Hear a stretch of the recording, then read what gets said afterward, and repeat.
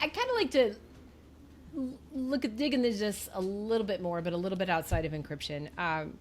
I love TikTok, Shane. I really do. For I've never been on it. I hear it's great. I get all the dog and puppy, the kitten. Just I get all the dopamine hits that I could use, and I believe Oracle's purchasing it, and it's gonna be U.S. based service, this, that, and the other. But it kind of gets me thinking too, as you start looking at it, and this has been a conversation for a long time, right? Walled gardens. Are we moving to a place where we start looking at state-controlled digital models? Do countries become walled gardens of internet, right? And does that become how we start protecting information and people?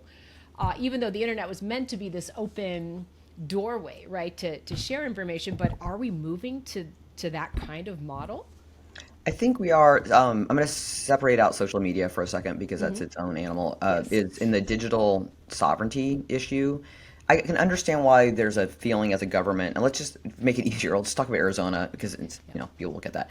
It's like they're like, well, I can only protect the people in Arizona, so I'm going to say that anything that we put in Arizona is going to get locked down, or we're not going to put it. And then they get confused and like, and they're not going to put it in the cloud, and you're like, I'm pretty sure everything you do does not reside on one physical. This is not the 1970s and the IBM great big machines are sitting in your back. Yeah. So the lack of understanding of how the actual technology works, is a challenge when they're creating these regulations, whether it be the states or, and sometimes in the case of digital sovereignty with these governments, is they think they were kind of sold early on, and I don't know how many of them have been dissuaded.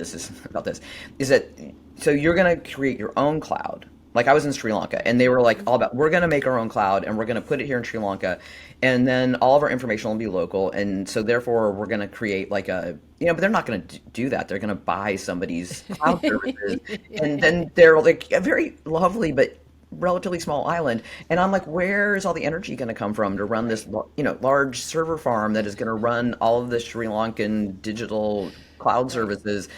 And then at the end of the day, it was like it was going to come from Australia, and I was like, okay, I just losing the thread on this. Like I just whatever was the initial thought and where you're landing are two different places, and then it turned out that the guy who was really promoting this was from a particular consulting firm, so that made it Wow. even more interesting. Hmm. But that's part of our challenge is understanding the way the technology works. And that goes to my earlier statement of what is it I'm solving for versus the Right. technology, right? So is it cabining things off in again the state of Arizona just to make it easy is not necessarily going to solve the problem that I think I'm having. So let's go back to Right. TikTok. TikTok's very confusing because at the beginning I was with them, and the reason why I've never had it is they said it's a national security issue, and I'm lucky because I sit here in Washington D.C. I have lots of friends and people that are the chairman of the certain committees, and they're like, do not do this, do not that, like never go to this country again. And I'm like, more than me. I'm gonna just say yes. I don't even know why. And they were just like, do not put TikTok on your phone. And I'm like, okay, so it's a national security problem. Even though my younger sister cannot tell me how much fun it is more. I mean, she just loves it. She's getting recipes off of it. She's getting life advice all the Yes. time. Not sure that's the best thing Yes. in the world, but puppies, kittens, I get that. And then we do this deal, and I'm like, so I guess if I think this is on an Oracle cloud year, and I'm pretty sure we're just getting last year's algorithm. They're like, here's this thing that we're about ready to like, we just cashed out on it. So here's last year's algorithm. Good luck. I think you guys will have fun with this. We're going to keep the good stuff. Right. And we're going to give you what they land on 15-20% of the profit of everything that comes out goes back to China. I'm just fascinated by all that. Yes.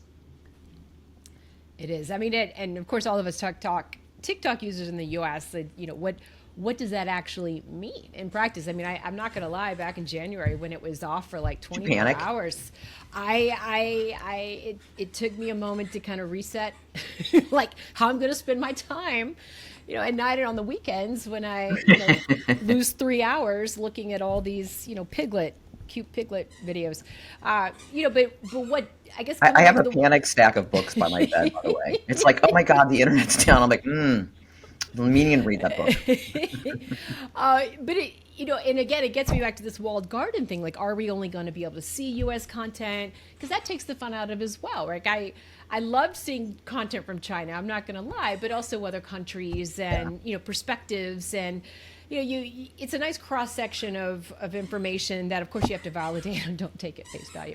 But I know there's a lot of question, what does that mean when we bring it to the US, to your point, and the implications of that, and what we get to see and what we don't get to see, and who decides that? So I spend a lot of time on it's now it's like beyond anybody calling it Section 230 now, but I've spent a lot of time in, around Section 230 and what do we do about content and who gets to decide what it is. And Right. ultimately, at the end of the day, I always remind myself that I am a free market or capitalist, and you do not have to have Instagram or any of these devices on your phone, first of all. And let's take that Right. back to the child online protection. Hmm. Don't give your kid a phone. Right. Don't put Instagram on it if you're worried about it. It's a really easy fix, faster than anything. But when it comes to, what do you do about content in general? You have to remember it is a terms of service. It's a terms of use.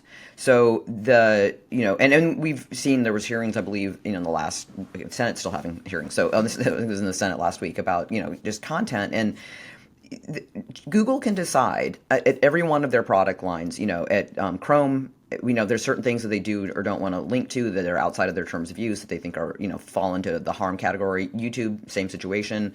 Apple has a different, version of that really runs more towards like their app store where they're like, we just don't think, this is outside the scope of what we want to be in the business of doing. And that's legally their right to do that. We run afoul of, and we've seen both sides of this on free expression. So, when I want to have an opinion on something, that can be all fine and good, but it's a matter of which platform I get on that they may be like, I'm not cool with that.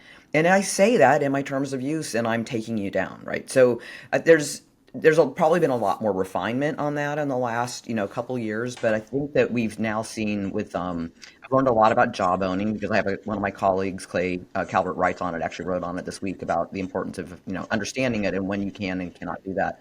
Part of this was the ICE blocker that the sorry, Rachel. I think your dog's really having a good time. The ice blocker that the federal government asked Apple to take down, and there was apparently a discussion, and they landed on deciding it was not in their best interest to have it on their app store. But that was a decision by a company about what they thought was good or not good for their consumer base. But the idea of being able to share certain things, it gets very interesting. The easy corner case is pornography because you're like, there's just certain age generations we just don't think is appropriate for their psyche. We probably should broaden that scope, but we don't. And then but when you come to like actual harm of people or, like when is this a problem? And hopefully with artificial intelligence, the platforms will catch that faster because there's a lot of things that we've seen recently that are just bodily harm, things like those that again go that what I talked about earlier is it's more of a mirror on society than it is. It's not the app. It's that you are getting a reflection of something that you're garnering from society. But we need to be able to pick up on those signals, and artificial intelligence will bring us to a point of resolution of go, no go, take down, this is harmful, or I need to put some guide rails up. Or the other thing is just sort of these like take a beat thing that they're doing a lot are directed towards kids. But sometimes I'm like, I have a thing, I'm not allowed to buy anything on Instagram between, I broaden the hours. It used to be 11 p.m. to like 4 a.m. And I thought, well, that's ridiculous. Let's just say that needs to not happen, not daylight. Let's just go with daylight. So you need to make That's a those good plan. decisions. Yeah, so there's a lot going on in there, and sometimes it just gets oversimplified, but it's also just a core fundamental of who we are as a country. We believe in freedom of expression, and so we have to make sure that we protect that, but we also are not allowing harm to happen by wanting to protect that freedom of expression capability.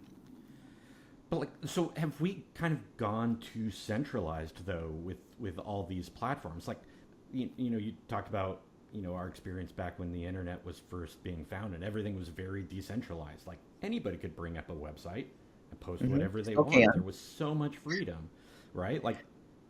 Should what can we do to kind of get back to not having other people's terms of service preventing our expression or so on? Or is that even the right thing to do? Yeah, no, I mean, you bring up something. So I just actually, my podcast that just dropped yesterday is I interviewed the general counsel from Blue Sky. Actually, he's the head of legal. I asked him why they didn't give him an adult title, but he's head of legal. He said they just stopped at that point.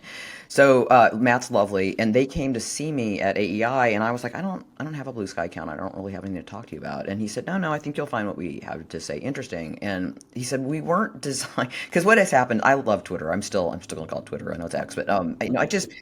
and I know how to filter things, but it's because I'm such a long-term user, I get a lot of like interesting hits of media really quick there. I like that, and so I thought, okay, well, what is it? But then what happened is people were mad about Trump, so a bunch of people just upped and left at the same time and went over to Blue Sky, and they just found themselves barraged with a particular liberal values process, and what they were trying to say to me is that what they were trying to build was basically a portal. I think of it in my head as like a Lego, like a Lego block that I can take the people I like to see, I follow, my followers, and my information, and I should, in theory, be able to port this, and export it to another thing. So if I get bored and I think that this platform is no longer serving my interest, I can up with my, in theory, and my followers and all this stuff and move it. I admit I just opened my Blue Sky account because we were doing this, and I have not played with it yet. Well, that's not true. The first thing I did, I opened it, and the only person because of the way I did it really narrow, because I was just like, I need to start small and grow, is I get Robert Reich and everything, and I have zero interest in what Robert Reich has to say. So I have to figure out how to get this going. But I like the theory of where they're heading on that. I don't know, how far they're going to go, or maybe they're just like the first. I was trying to look for the word that he kept saying in this, because I had him talk to our other scholars yesterday. Let me see if I can find it. Because it was just, it's an interesting way of saying, there's other ways to do this. Oh, here it is. It's authenticated transfer. It's a way of doing interoperability. And, they may be ahead of themselves on that. We need to find a way to do that. And maybe we do want to be in a more disaggregated way. But I feel like the counterfactual on that is the bubbles. That we do find people are just really into these tightened bubbles. And you all probably see this too. Like, I just hear it. Like, people start to talk about something, and I'm like, I know where that's coming from. And I'm like, I don't think I can pierce that. I do a 5-minute check on myself. I'm like, is this conversation going to last longer than 5 minutes? If not, I'm going to let them have their opinion, and I'm going to say thank you and walk away, because I don't have time to unbraid things that probably take a little longer to have that discussion. So I love the idea of the portability, but I hope that doesn't mean that we just harden the bubbles and people really just don't look at both sides of an issue. But anybody can get a website. Just to say that's still old school, but you can do that. You still can, but yeah, your friends Network aren't going to look at solutions it is kind of the problem, It's still out there. My old school, yeah. That's funny. I have a website. Yeah, I bought my domain name like 20 years ago or something like that. I did too. I don't use it, but I have it. Every iteration. Yeah, I haven't used it in years. I used it when I went back to graduate school, but just to publish blogs. But yeah, it's I feel cool. Sorry, John, you were gonna. No, go ahead, Rachael. John, do you have yours? Should we go look you up right now? I don't think it's been updated since the 90s, but you're gonna hit an error 404. Like, nope. Fantastic. It's gonna be all text. That's awesome. It'd be like reading an IETF document. I did that this week. That was hard. Speaking of Blue Sky, I got to tell you, every time I see my mom, she gives me an update on the number of followers she has. So now she's up to 1,100. She's thrilled. Oh, what is Mom doing? That was my question. Because she's not a social media person, and so I've got a lot of questions. She'll be here in a few weeks. Does she have like blueberry pie recipe that she's given out to everybody that's just gone gangbusters, or I think she's commenting on a lot of posts, and I don't know what she's commenting, and but I think it's a lot of like, right on, yeah, brother, Actually, there was an article in The Economist this past week about how what's interesting is, the economy of time. And the people that really have a lot of time now to be messing around on these social media apps are the older generation. She's retired. That's a really good point. Yes. They're big consumers, more than you would expect. Can we shift gears a little bit? Sure. I would be really interested in your perspective. So you've seen a lot in the news this last week or so about the UN Cyber Treaty signing, right, in Vietnam. And there's a couple of different perspectives depending on how you want to look at it, but I'd be interested in your take on, kind of what is like 65 nations signed it, I think, or up to 70, something like that. I actually have to say it's been a busy week and I haven't seen that. So the first thing I will do when I go to look at it is see if China and Russia signed it, then I'll say no. Right. Anything that Russia and China signs together, it means that we didn't probably win. This has been a tough one for a really long time because it's a lot of wordsmithing, and the Russians were very good early on when it came to cyber to make it sound like we're just defending our our nation. We're just defending our homeland to not let people come in, and I need the UN to be my guardian to help me do this. But when you really look at that, what they were doing was they were, to use the phrase used earlier, they're walled gardening their own citizens away from the traditional global internet. And that has been the core problem with their cybersecurity initiatives with that working group in the UN for a long time. So I haven't seen what they did this week, but I'm sure I'm not going to like it. Well, the U.S. did not sign. Yeah, sounds about right. So there was that aspect as well. But yeah, the coverage was really interesting to follow, depending on how you were looking at it, for sure. Well, and it's one of those things where if you look at the high level intent, you could probably be like, yeah, if you didn't tell me anything else about that, you're saying that I need the help to defend my citizens from cyber criminals and scams, Exactly. and you're like, Right. great, but then I want to go see, like, did Thailand signed it? Because they're the worst. Like, I love the country; it's so beautiful, and there's more Right. criminals in Thailand that we have not one but two FBI operations that are permanent in Thailand. Oh, that's funny. We had it was it an inspector general came on a couple years ago, and he was, investigation wise, and we named the podcast episode "One Night in Bangkok." Oh yeah. We talk about he's like literally running after criminals. Yes, it was kind of fascinating funny that you say that. Sorry, John, I will turn it over to you. Oh, well, I was going to change gears again, and let's talk a little bit about AI. Like, what are you seeing on the policy side for all of the different AI companies and their different strategies, and how do we get some transparency around what they're doing and security for their Yeah, yeah. platforms? Yeah, first of all, I'd say I feel very lucky because of where I sit and the interest of having my think tank at many levels involved. We have we get to see a lot of things, and one of them I love. Anthropic has been early on asking us to look at their data when it comes to workforce, and that then reflects into what we should be doing around education. I think about it as an infinity loop in my head. My colleague Brent Orell does work in this area, and it really is an area. I've never done education because I can't understand how we spend this much money and kids aren't smarter. So you need to understand where the workforce is going to make sure that we have the academic environment looking at changing the landscape to make sure that we're giving kids the education they need to go forward, right? So we did a meeting actually in January, and we had all the major AI companies were there, and then people from a bunch of administrative people, but also universities, and actually we had people from like the city of New York and the city of Oklahoma just talking about data. And I just asked, well, what do you guys right now? What are you using as your major thing that you look at? And this is before they disabled the Bureau of Labor Statistics a couple weeks ago. They said we're still looking at like kind of a version of BLS, and I know it was unemployment records, and I was like, that is behind the power curve. Like, what are you going to do? These people don't have jobs. Like, and so that whole mindset change is so important on how we look at this. And I was just talking to another colleague who's an economist about this too, because the challenge with economics is always you're looking in the rearview mirror. So how do you possibly enable AI to be, give you a refractory look into the future and say, what is it and how are people using this? Anthropic does a lovely job. I'm pretty sure ChatGPT, OpenAI, just haven't seen their data, but I imagine it's available, are giving and it's other people that currently fear that AI is going to take their jobs are actually the heaviest users from the most recent data I've seen. So it is creatives, it's marketing operations, it's people who are writing scripts, it's just writers. I mean, I'm very transparent. I use AI all the time. A lot of times I use it now as a first draft. I became much more trustful of it when they started to source.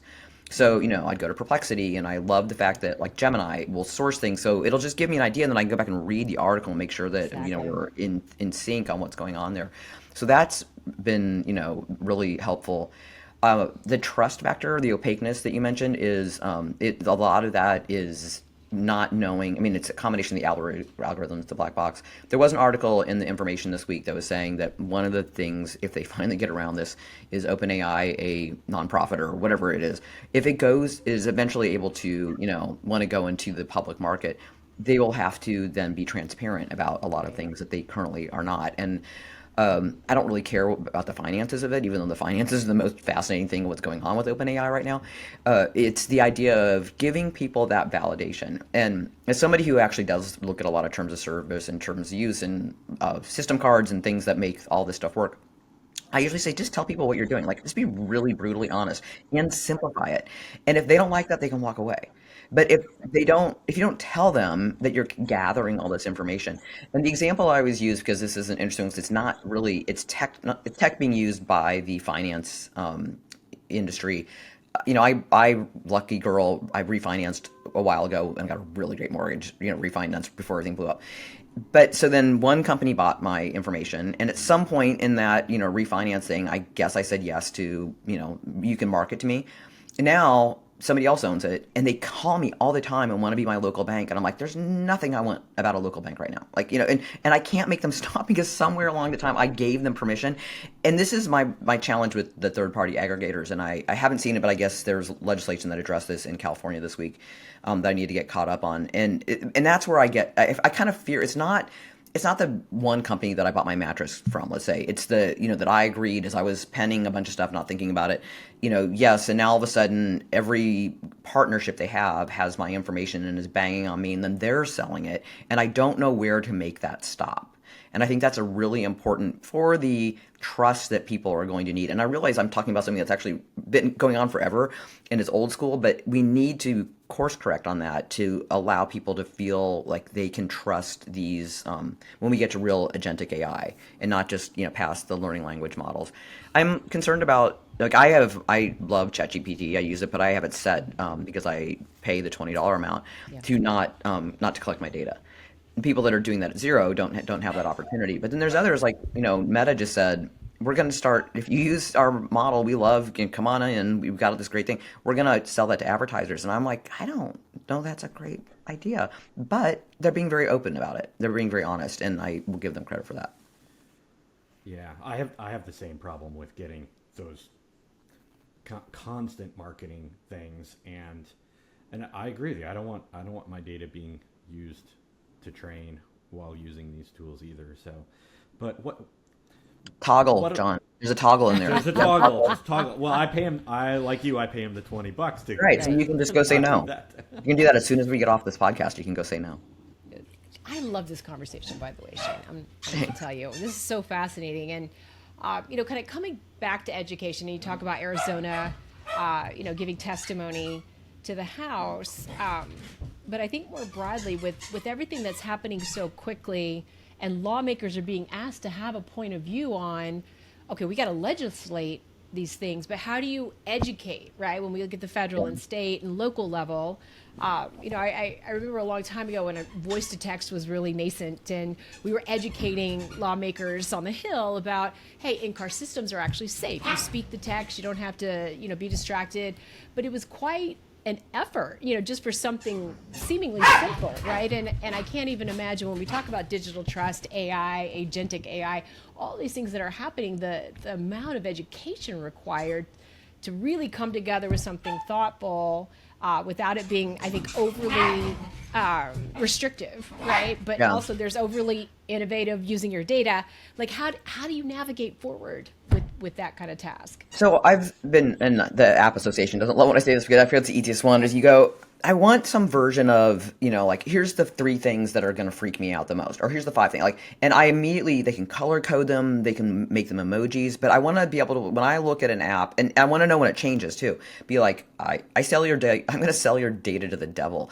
But you know what? Most of us say yes to that for a 10% discount. Or free shipping, so we have to admit, but we just didn't, we're like, I don't know, maybe I'll go back and undo that, but I want that 10%. So, but, be more overt about those things, and we're going to have to figure out how to kind of cabin them together or, collect them so people understand them. Most people don't ever do the reading, and I understand that. And I was having this discussion this week, and this woman got very angry with me when I said, look, I can't help that people decide to be uneducated about the things that they do. You hand them a device and you try to make it as simple as possible, and they have to make a couple decisions, and they're mad about that. And I'm like, you could just not use it. There's other things. There's ways to do these things, but they don't want to be educated consumers is our first challenge. So then you're like, the trick of how do I get to where I feel like I need to be. Let's go back to your idea of like the congressman or the representative. How do I educate them on the most basic fundamentals? And the fact that we're still seeing ransomware and malware and things go through email is like still at 80%. I mean, it's where that's the breeding ground.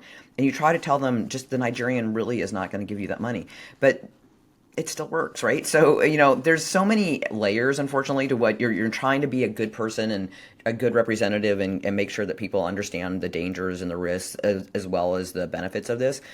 You have to have an audience that's on receive. And that one's a little tough. I mean, I feel like it took us a long time in cybersecurity to get to that point, and we're just at the beginning of people willing to really spend money to protect themselves and their environment as well as enterprise systems. Maybe we've learned some lessons from that we can apply to AI. Let's hope so. Yeah, me too. Yeah. So, I mean, thinking about this, right? Like, should there be more policy or not around this, and how, kind of tying it back to like the discussion before about all of different countries having more or less wanting to wall themselves off, like how do we end up with the right type of policy globally and maintain interoperability?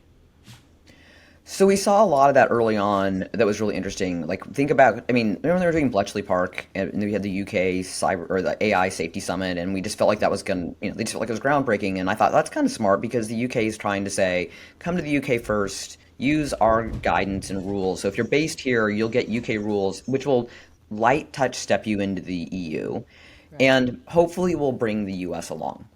And then they went off to Singapore and had round two of that, and then it's just sort of like then the Biden administration went away and the Trump administration showed up and said nothing's going to get done with all these damn rules, screw them, and they like backed out of. And I was actually okay with that because a lot of them I was like, these are really nanny state rules for this thing that has barely even been out of the box for like a year, so and then if you followed, then the UK had a regime change themselves, and the new prime minister immediately like walked back most of what they were going to do. And I kind of, though, where he landed was, hey, let's start with us. Like, how can we use artificial intelligence to just make our systems in the UK government better? And that's about what we can afford. This stuff that we were talking about at Bletchley was not obtainable. We could not afford to do that.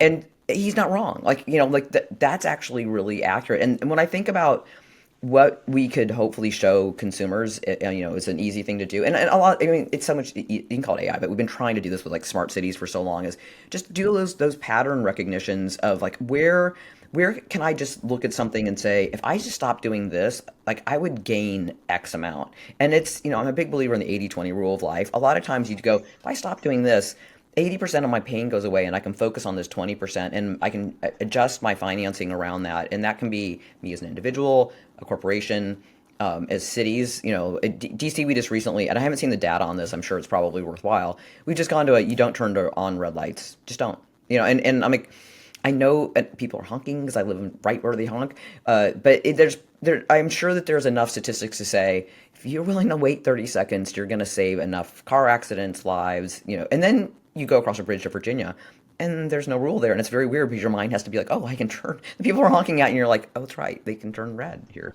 And I feel there's a little bit of that, analogy in artificial intelligence. We're going to hit these places where, France is going to be like, do not turn on red lights. And then you go to Liechtenstein and they're like, no, I'm going to have your rules here. So we're getting to a point where we need to figure that out. I would prefer that we start with, as the internet does, guidance through, kind of rules of the road, structure that is not necessarily, standards are hardened, so I don't want them to necessarily be standards, but, something that we do with guidance. The question is, like, who are we willing to follow? And, like, the IETF is the Internet Education Technology, whatever what IETF stands for. They are working on trying to work with the IP and copyright holders right now, because the politeness of what is known as robot.txt or robot.text is, you used to go to, we were talking about old school, websites. You'd go to the website and it was in, white language that you really couldn't see, but you would hit this thing that would say very politely, please don't call me. I would prefer you don't do that. And then the polite people would say, okay, and they would walk away. Now, the agents are just brute forcing right through that. They're like, I don't see that. I'm going to Or crawl they'll and use scream. it as a hint. They'll be like, "Oh, this is Yeah, what right. this This is stuff some really is." good stuff. Let's grab it. And then, so what do you do about the fact, like, while they've been trying to do the polite answer to this, that, they've ingested probably 99% of that stuff anyway. So, like, why do you just abandon it? I was talking to a lawyer about this the other day, and I was like, I don't know. I think I would start my plan with 2026 and whatever you're going to produce going forward, and just forget about everything that's pre 2025 because they've got it. And there's a little bit of a reality check on where do you put your time, money, and energy to solve what problem. I love it. I do want to be mindful of time, Shane. I know we're running long, and you've been lovely to answer our barrage, particularly mine, of questions, because it's just an endless topic. We could talk about all Absolutely. of this all day. It's fascinating and exciting to see as well where things will be going. So, Shane, thank you. Thank you for sharing all your great insights with our I listeners. really appreciate you having me. It's been fantastic. Keep going, guys. I can't wait to find out what you're going to do in your next podcast. You never know. We like to surprise. Well, I really appreciate you having me as a guest. Wonderful. And John, what's our call to action to our listeners as always? Smash that subscribe button. And you get a fresh episode every single Tuesday. I don't know if, Shane, that's your call to action with your podcast as well, but it's always fun to hear Jonathan say smash. I'm going to let him have that. I'm not going to adopt that. I'll do it. And to all of our listeners out there, thanks again for joining us for yet another insightful conversation. And until next time, everybody, stay secure.